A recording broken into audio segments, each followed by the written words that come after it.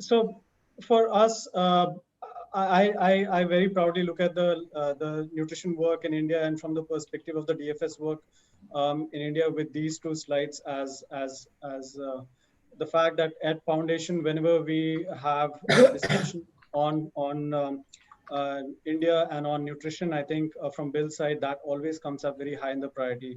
And when we look at the under Poshan Abhiyan, under Anemia Mukt Bharat, as Kapil Yadav mentioned, and as Dr. Ansari has been talking about all the different aspects, it's great to see the whole focus coming on nutrition over last few years in a big way. And fortification is a key component when we look at the thing.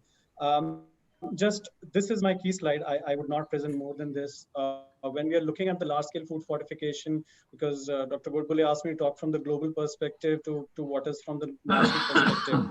We are in our global strategy refresh at this point in terms of looking at how can we support fortification across the world in a better way going ahead. And when we look at that, it comes to this clock model, which engages a multiple stakeholder engagement, which Dr. Pandav always has been advocating and championing about.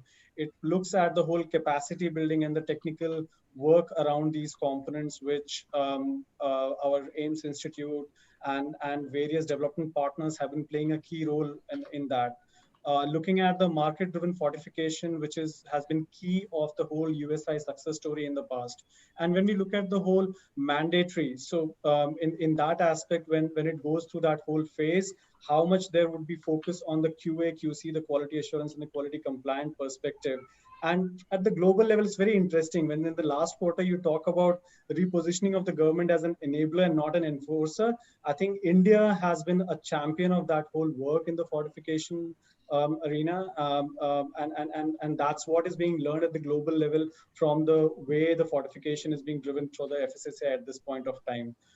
So looking at all this, I think from our perspective, when we look at the various work of DFS, whether it's in the new technology, new product, more forgiving premix development, or using of the better QA, QC products, I think going ahead for DFS work in India, of course, the better premix, more forgiving premix, looking at the quality issues of the salt that Dr. Ansari talked about.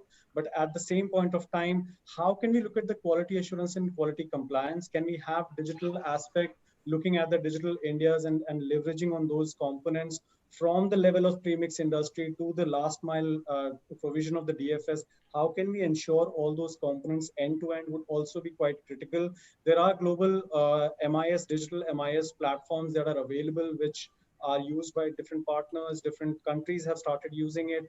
Can we use it across for our fortification program end to end? And unlike any other country in the world, the kind of reach that our social safety net program has, that Suresh very eloquently shared about the finding from the Gujarat and MP, I do feel all of those provide huge opportunities, and we are very happy and proud to be working with the various partners at the national level and at the state.